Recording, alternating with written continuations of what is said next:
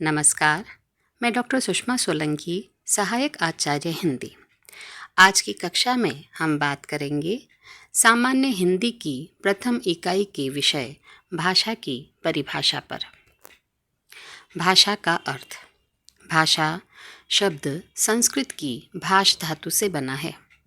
भाष का अर्थ है बोलना या कहना, अर्थात भाषा वह है जिसे बोला जाए।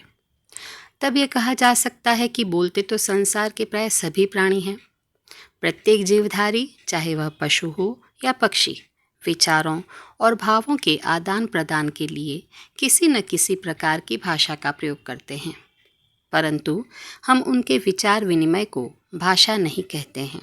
उनकी भाषा केवल सांकेतिक होती है, जबकि मानव की भाषा का स्वरूप केवल सांकेतिक न होकर लिखित भी है।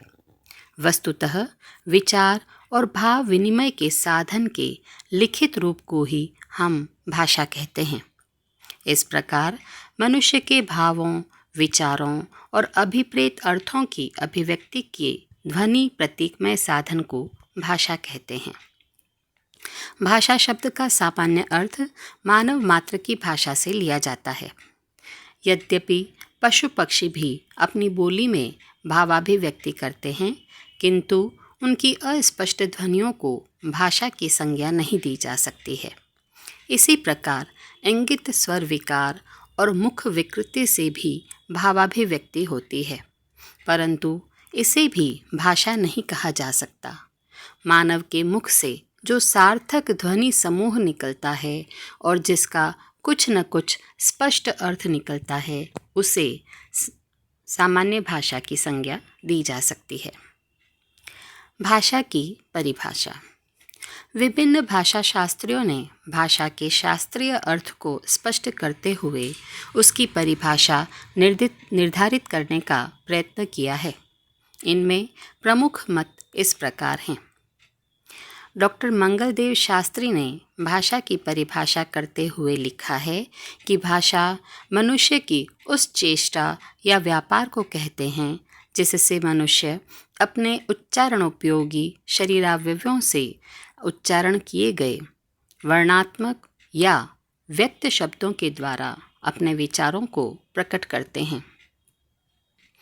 डॉक्टर बाबूराम सक्सेना ने इस संबंध में अपना मत व्यक्त प्रकट करते हुए लिखा है कि एक प्राणी अपने किसी अवयव द्वारा दूसरे प्राणी पर कुछ व्यक्त कर देता है, यही विस्तृत अर्थ में भाषा है। डॉक्टर श्याम सुंदर दास ने भाषा की परिभाषा पर विचार करते हुए अपना मत इस प्रकार व्यक्त किया है। मनुष्य और मनुष्य के बीच वस्तुओं के विषय में अपनी इच्छा और मति का आदान प्रदान करने के लिए व्यक्त ध्वनि संकेतों का जो व्यवहार होता है, उसे भाषा कहते हैं। आचार्य किशोरीदास वाजपेयी ने कहा है, विभिन्न अर्थों में सांकेतिक शब्द समूह ही भाषा है, जिसके द्वारा हम अपने मनोभाव दूसरों के प्रति बहुत सरलता से प्रकट करते हैं।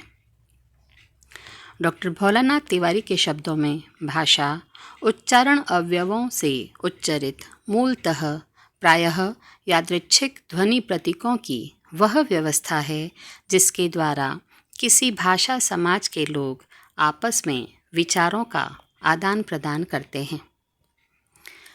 डॉक्टर देवेंद्रनाथ शर्मा के विचार में उच्चरित ध्वनि संकेतों की सहायता से भाव या विचार की पूर्ण अभिव्यक्ति भाषा है, अथवा इस प्रकार भी कहा जा सकता है कि जिसकी सहायता से मनुष्य परस्पर विचार विनिमय या सहयोग करते हैं, उस यादृच्छिक रूढ़ ध्वनि संकेत की प्रणाली को भाषा कहते हैं।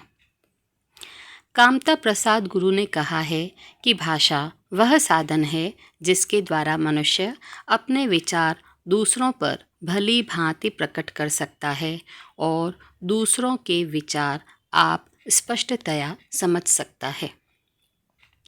प्लेटो के मतानुसार विचार आत्मा की मूक अथवा अध्वन्यात्मक बातचीत है, जो ध्वन्यात्मक बनकर होठों पर प्रकट होते ही भाषा कहलाती है।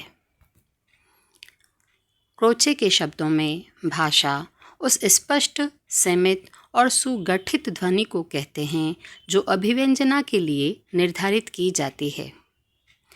गार्डिनर ने कहा है, विचारों की अभिव्यक्ति के लिए जिन व्यक्त और स्पष्ट ध्वनि संकेतों का व्यवहार किया जाता है उन्हें भाषा कहते हैं।